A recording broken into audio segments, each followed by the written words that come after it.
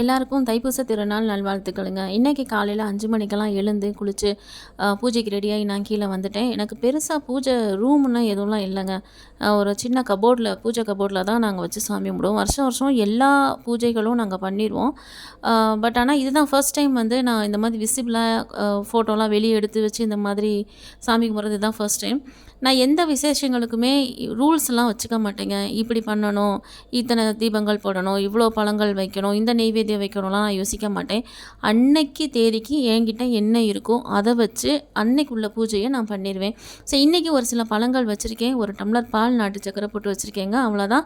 அது போக நான் சாமிக்கு தீப ஆராதனைகள்லாம் காமிச்சு இன்றைக்கி என்னோடய பூஜையை நான் முடிச்சிருக்கேன். ஸோ எந்த தெய்வமும் நீ இதை வச்சாதான் நான் உன்னை பார்ப்பேன், இதை வச்சாதான் உன் வேண்டுதலை கேட்பேன்னு சொல்லாதுங்க. சரி, நீங்கள் உண்மையான பக்தியோட உண்மையான பாசத்தோட கடவுளை நீங்கள் நெருங்கினா கடவுள் தானாகவே நம்மளுடைய வேண்டுதலை நிறைவேற்றுவாங்கங்க.